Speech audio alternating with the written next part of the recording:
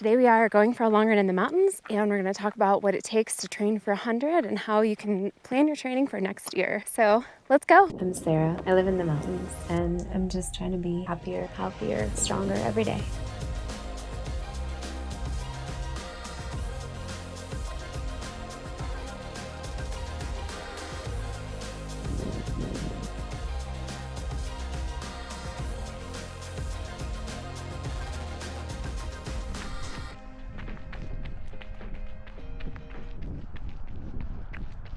So it's coming up on Runner New Year, the time of year when mountain racing season is over, and we get to start thinking about what we're gonna do next year. So I feel like I've been chatting about this a lot lately, both because friends and clients have been asking me, and I'm also thinking about it for myself. If I want to run 100 next year, what will my training need to look like? So that's what we're going to answer today. I have a 15-mile loop planned. It is September in the mountains. The leaves are changing. It is chilly. Right now we're heading from the overpass parking to the Columbine climb. We're going to head up the steep Columbine Trail up to Columbine Lake. We're going to go above Columbine Lake and head up to a ridge, cross over it and head down to Lewis Lake, then over to the Hardrock course. We'll cross over Oscars Pass and descend on Blix Road towards Ophir, then take the Ophir Pass Road up to Overpass, and then head down Overpass Road back to the highway where we're parked. Running 100 miles is mostly just about consistency in training. We're going to talk about how to plan a reset, base, build, and peak, which things you need to worry about when, and the stuff you need to make sure gets in. So right now it's Runner New Year. It is time to reset, mentally recharge, let your body do some reparations. During this time for about a month, only run when you want to because it feels good. Definitely not because you think you should. Definitely not for training purposes. This is a good time to take a break from recording your training if you want to, or to just do different activities that you don't normally have time for. Just a totally no pressure time. It is super, super important, especially mentally, when you are getting ready to do a really big, long build. Next, we're going to start building a strong base. What is the point of base? To make it quick, consistency is the biggest and best reason for your body to make the physiological adaptation that are the goal of training. I think when people think about basically any kind of training, they're picturing the really, really long runs, the hard speed work, because the durability and mitochondrial efficiency and running economy that you get from the everyday grind just aren't as glamorous. But this is the most important part of training by far, and it is going to give you the critical foundation that all of your specific workouts in the spring need to stand on. How to figure out where you should start. Look back at your training from the summer and take your average weekly volume, like what a normal week would look like. Obviously not your highest build weeks or your recovery or taper, but just a normal average week, and then subtract about 10% from that. Now take whatever you ran the last week of Runner New Year reset break as your starting point and map out how you would get from there to your average weekly minus 10% over the next 3 or 4 weeks. Now, this is already fairly complicated. So if you took off more than a month or you weren't training at all this summer, those are much more nuanced situations that we're not going to dive into in this video. If on your break you didn't run at all, which is fine, just use like 15 to 20 as your starting point. That's pretty safe for most regular runners to jump back into. After the 3 or 4 weeks and you've made it to that average week minus 10% number, stay there for a week or a couple weeks, then increase by 5 or 10% and see how that feels. Once you've worked your way back up to some mileage, the goal now is going to be to find a weekly mileage that does feel like work, but is also sustainable for several months. I really like and prefer periodization, and I pretty much always use that even during base building. So if it were me or for most of my clients, I would push the mileage up just a little bit for 3 weeks and then decrease it just a little bit for 1 week. A very gentle, benign version of progressive overload, where you're never trying to get exhausted during the 3 weeks, but you do have a little more wiggle room since you know you have a break coming. And then that 4th recovery week can be be as easy or as light as necessary depending on how you feel after the 3 weeks. And for women who have a cycle, it's really nice if you can line up that recovery week with the week before your period. So how should you structure your runs during all of this? Split your mileage up into as many runs as possible over the week. I would always prefer to split up mileage over more days of running for consistency reasons. Although that said, I never recommend running 7 days a week. Running involves more rigors than we think or notice, and structurally you need at least a little break, so optimally you'll split that mileage up fairly evenly over 4 to 6 days. Let's talk specifically about long runs during this base building period. I'm not a fan of building up your long run until you're 4 or 5 months out from your race. I think it's too big of an ask on your body, and you're not going to see the payoff from that this early. So over the winter, I would rather build up a long run to say 12 to 14 miles max, and then hold there until it's time to properly build up your long run. I also always use that 30% math for long runs because there's good research to back it up, where you have to earn your long run by doing your weekly mileage, and your long run can't and won't exceed 30% of your total weekly volume. So, for example, a 12-mile long run is 30% of a 36-mile week. As far as elevation gain goes, I personally am a mountain runner, obviously, and I mostly coach people who are working on mountain ultras, whether they live in the mountains or not. So elevation gain is important to us. If you naturally get some gain from your runs over the winter, there's no need to target certain numbers until we get to the early spring at the same time we start building up our long runs. If you don't naturally get a lot of gain or any gain, and the 100 you're training for is in the mountains, it would be ideal during the base period if you could start building this up at least a little bit. This could be in the form of a once weekly stairs session, uphill treadmill, Stairmaster, or gauntlet. If you have any hills, you could do hill repeats. Just remember that it's not speed work right now, it's just easy. Or you could just try working a weekly plyometric session or specific weight training for climbing, like weighted step-ups, that sort of thing. For intensity, most of us working on a 100 don't need to be doing speed work in the winter base building period. Maybe not at all, period. This is another complex topic that we're just not going to dive that deeply into, and I'm going to leave it with do most or all of your volume easy for now, with the possible exception of some strides. Cross training. All of your volume doesn't have to be running. Those of us that are running high volume ever are likely to get injured at some point, and cross training is a great way to minimize it. It's also fun, and it's a great way to keep things interesting, especially in the winter. I've lived in the mountains for more than 10 years, and I remember my first winter in Leadville. I tried to run through the winter. It was so hard. It was so cold back then, you guys. The snow never melted off of the roads, and it was so boring. And then I discovered almost everyone in Leadville doesn't run over the winter. They just ski, cross country and backcountry. And that is completely sufficient on its own to maintain and build your base. You can get climbing in while ski touring, and really good normal aerobic work while Nordic skiing. You can be in the best shape with zero impact. So it's just a win-win. If you're going to do it, you just have to be careful about transitioning to running in the spring and ease that equivalent volume over slowly, because you'll be very, very fit and also very sensitive to the impact. I'm also a big fan of replacing some of your running volume with biking. It's the same idea as skiing, where the fitness equivalency is there and you're just getting less impact on your joints. For equivalencies in cross training, I do Nordic skiing at 1-to-1 with running, regular or spin biking at 3-to-1, mileage wise, backcountry skiing, and if you're biking and doing a significant amount of climbing, at 2-to-1, where you're just counting the climbing miles and not the descending miles. Cross training works because it's still working on your endurance, your aerobic fitness, and your general durability, just with less direct impact. For strength, I think all runners need to be doing strength training a couple times a week. I'm pretty flexible about what this means. I think there's tons of good options for increasing your durability and injury resilience and addressing strength imbalances that running exacerbates, and working on specific skills like uphill and downhill with strength. So just try to set some time aside for that. Think about what would be best for you, and also, of course, mobility and rolling and self-care, and just make sure you're taking really good care of your body always.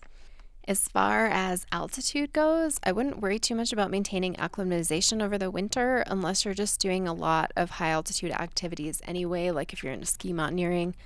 It's a huge stressor, so I just wouldn't go out of my way to get that extra stress when you can just build your acclimatization back up in the spring pretty easily.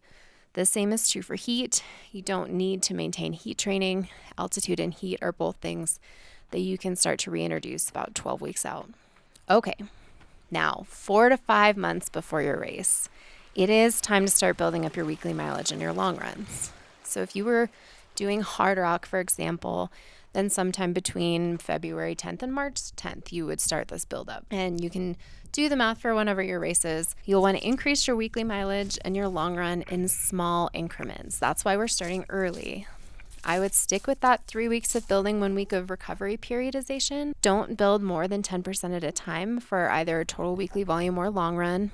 I do way more complicated math than that for my clients, but 10% is a simple and solid rule that will keep you from going off the deep end and will pretty much always work. As you build that long run, remember it shouldn't be more than 30% of your total weekly volume. As you build your long run, you'll want to start thinking about the way you plan your week out. I like to put runs the day before and after long runs. It makes your long run more likely to go better and minimizes your chances of injury, and it sets you up for a future of back-to-backs. So in the beginning, those bookended runs should be shorter and easy, especially the day after. Just consider that recovery and go very easy. And then later we'll talk about how we're going to build those up occasionally. Build your long run up during your 3 weeks of building and then back it off during the recovery week, but still let it be a longer run than your other runs during this phase. So say you've built up your long run to be 19 miles during your 3rd week of build, and then back it off to 14 during recovery, or even shorter if you feel like you need it. As you're building, remember that week 4 recovery is there for you in whatever way you need it to be. The goal is to come out of there fresh and restored and ready for the next build. So whatever the decrease in volume that is necessary to achieve that, make that happen. I'm sure you've heard it before, but your training is only as good as your recovery. For most of you, increasing your volume and trying to live your life is going to be just absolutely plenty and maybe too much.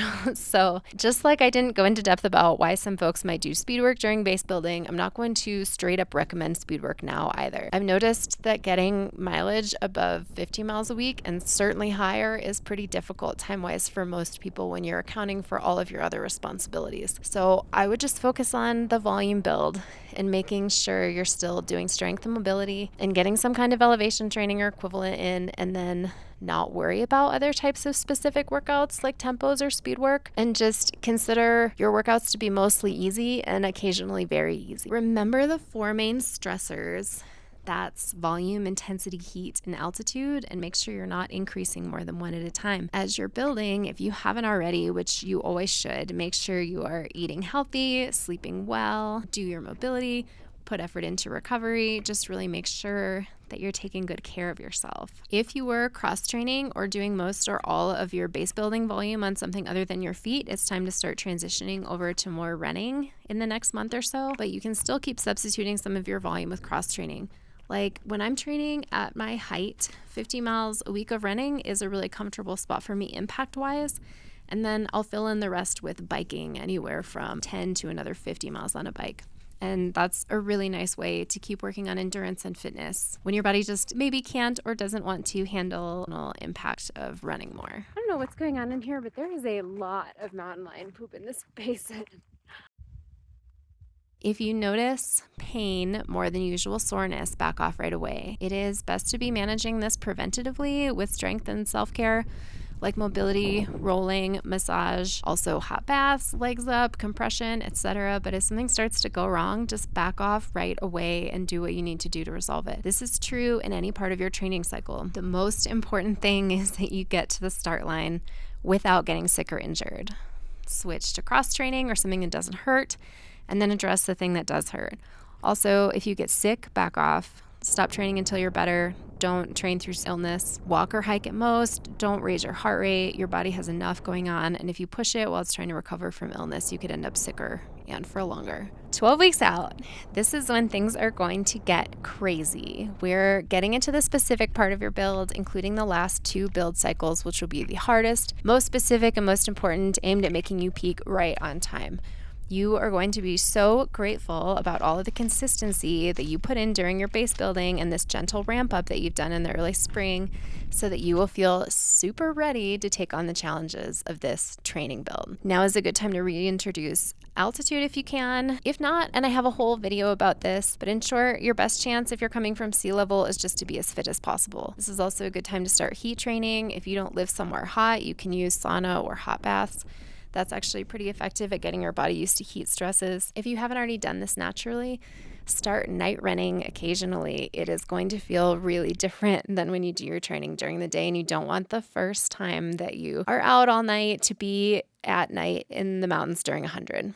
Start practicing your long run fueling during your long runs. Your long runs should be getting bigger. This is a good time to start planning routes that mimic your race's terrain if you can. It's also a good time to start introducing specialty workouts like back-to-backs. If your race is mountainous, you should definitely be getting in a decent amount of climbing throughout the week by now. We've been pretty casual about time frames, but around 3 months out, if you haven't already done this, you'll really want to map out your exact training cycles between now and your race. Training for a 100, you'll almost always want a 3-week taper. I have a whole video about taper if that helps.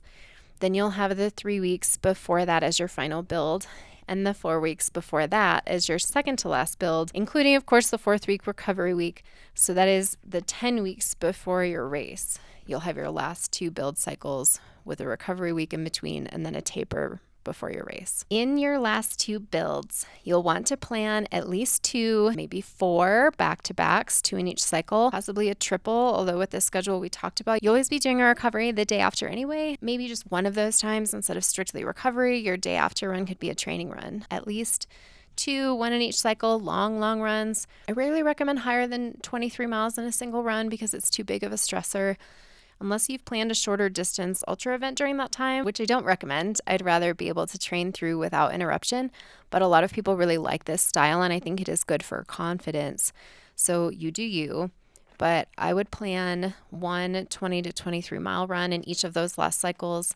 Make sure you're still bookending, planning a run the day before and after your long runs, especially when they're longer. I also have a whole video about how to plan your long runs. If you can plan your longer long runs and your back-to-backs on similar terrain what you'll be racing on, that's super beneficial. So these last 2 training cycles will be super hard. It's kind of what all of the other training was for. It's difficult mentally to stick with your training plan for this long. This is a good time to think about your why you want to run this race, why it's important to you, why you care about running and racing. And if you don't have a good reason to push through your training, you won't find one during the race either. So make sure you're prepared for that. Train with the gear and food you'll be using during the race. In this last section, a 100 is too long to do all high carb or gels for most people. You'll probably want a mix of science food and actual food, whether you carry it or rely on aid stations. Spend some time visualizing yourself at the race, and this is deeply scientifically backed that this works. Imagine things that could go wrong and how you would deal with them. Imagine yourself finishing strong. Imagine every possible type of weather, pushing through the obstacles, running through the night, getting wet or cold, and persisting. The more you've imagined what could go wrong and right, the more ready your brain is going to be to handle things on the day. The thing that's hardest about 100s is anything could go wrong and probably will because you're out for such a long time. There's just a very high increase in the chance of things going wrong, right? Probably more than one thing. Maybe a lot of things, and being able to get through these obstacles is the challenge of a 100. You can use the splits from your long runs and back-to-backs to estimate your times to aid stations. You'll want to plan your drop bags and crew and pacer stuff ahead of time. Having pacers, if you're allowed, will set you up better for success. I would have a couple different shoes ready to go, either in different drop bags or with your crew in case you realize you want to change. Also a few pairs of socks in case they get wet, or just if the texture or thickness or sizing is starting to bother you. If you haven't done 100 before, you won't really know how your feet are going to deal until they do. Aid stations will probably have basic stuff like Band-Aids and tape and sometimes lube, but it is nice to put that stuff in your drop bags just in case. Never, ever, ever go out too fast. Lots of people are always going to go out too fast, even at 100s, and you're going to feel the pressure, but try to resist it. Be steady, be consistent. If you are feeling good and have energy, you will have plenty of opportunity to pick up your pace in the second half and especially the last 20 miles or so. But the opposite isn't really true, right? If you blow up early from pushing too hard, it will be very, very hard to come back from. If you need help planning your taper, watch my taper video where I go into great depth about all of this stuff. When you're planning this out, remember that you're going to need time to recover after. I would not schedule any other events in the at least 2 months after your 100. And remember that running is fun. And while it can be immensely satisfying and intense to have goals and work hard for them over time and reach them, the main thing is that you should enjoy this, all of it. If you're not enjoying training or racing, figure out what you need to do to rework things until you are. And lastly, there's no such thing as the perfect plan. I pride myself on planning training for my clients as mathematically and scientifically as possible to set them up for success as well as I can. But we are humans in an imperfect world, and everything is fallible, and you don't know what's going to go wrong until it does in training, in life, and in 100. Roll with the punches, do the best you can, listen to your body, take care of yourself. The best thing about getting on an organized plan starting now is that by the time you get to your taper next year, you'll be able to look back at all of these weeks and months and miles and ups and downs and know that you've done everything that you can, and that is the best feeling, to know that you've done everything you can to prepare. As always, you guys, let me know if you have questions. Thanks so much for coming along with me today. I hope this helps, and good luck. I'll see you in the next one.